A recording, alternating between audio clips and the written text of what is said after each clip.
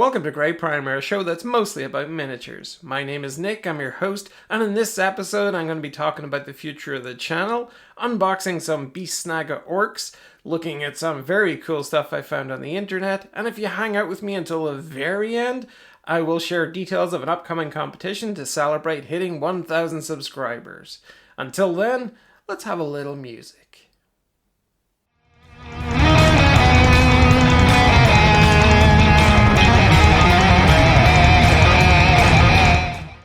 Over the last 2 years in this channel, I've been learning a little bit with each video and with each project I've worked on. I've seen video series fall on their faces and just not find an audience, and I've seen others reach new heights of popularity with each passing day. And coming up on the 2-year anniversary has got me thinking about the types of content that you want to see, and also the types of projects that I want to work on. Earlier this year, I moved away from a weekly schedule to give me some space for creative development, and it allowed me time to build bigger dioramas, work on larger projects and kit bashing and things like that. And doing this made me gradually realize that my priorities were shifting away from unbox and build content and more towards thoughtful and imaginative projects. And as I trundled slowly towards the 1,000 subscriber mark, I realized that these are more fun for me to take on, these kind of larger projects.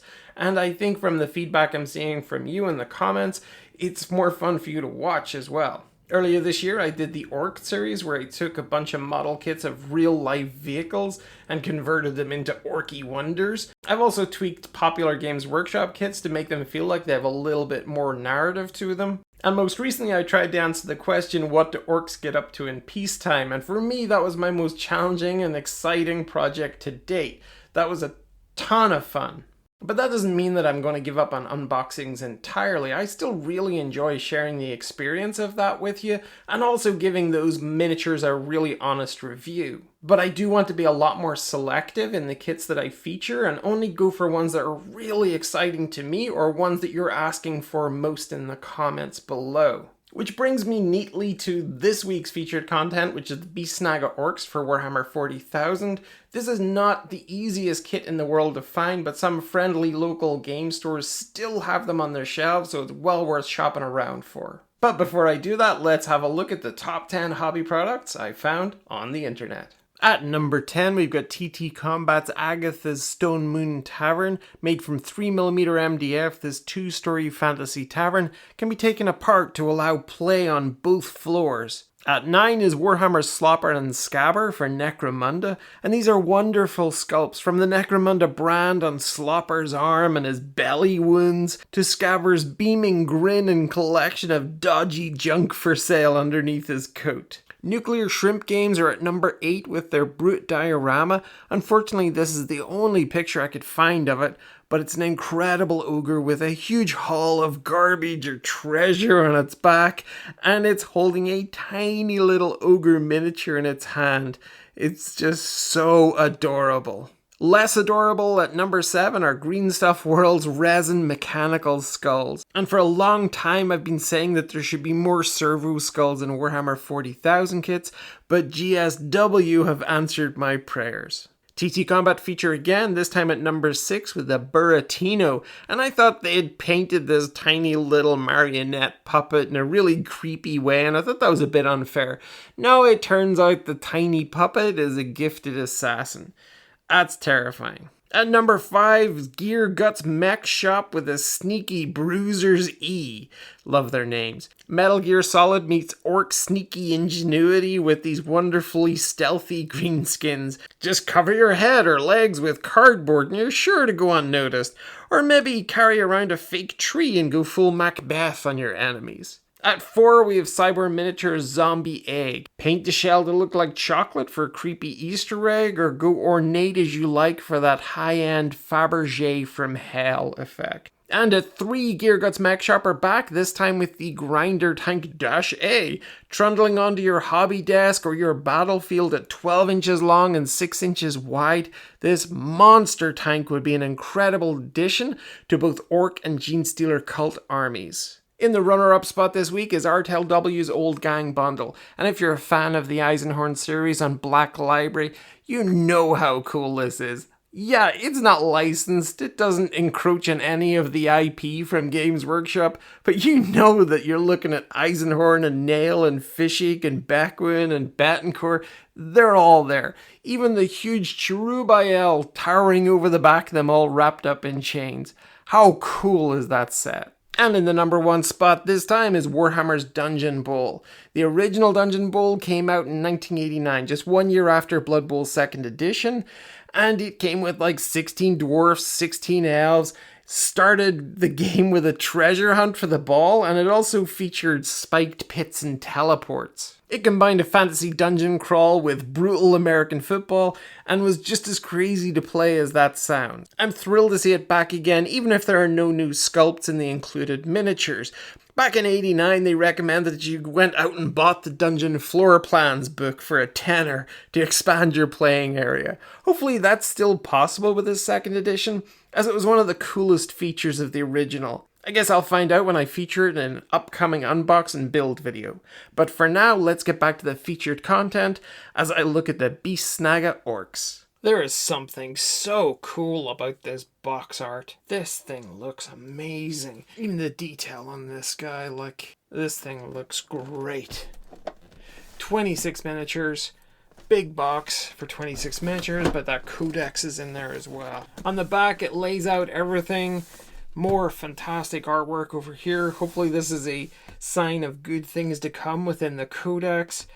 And just cracker looking minis. It has been a long time since there was a focus on the orcs within Warhammer 40,000, and it really feels like they're pulling out all the stops. I wish they'd made more of these boxes available, but it's also good to see everything in this box available separately. Okay, let's check it out.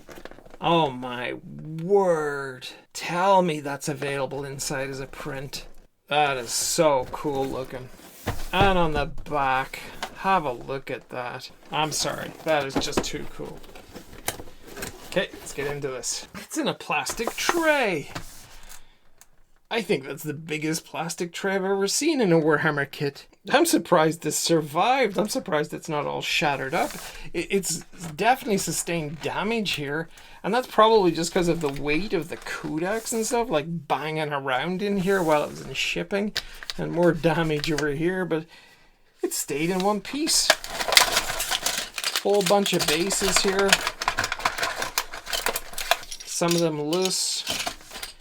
Cavalry bases and stuff. Got the data cards here. Some repeated art there on the front, but that's no bad thing. The backs of the cards have these two different logos, and then the actual cards themselves have like orc icons, but no other art. And then we're over into the sprues here, and I really do think that orcs are some of the most interesting miniatures to build.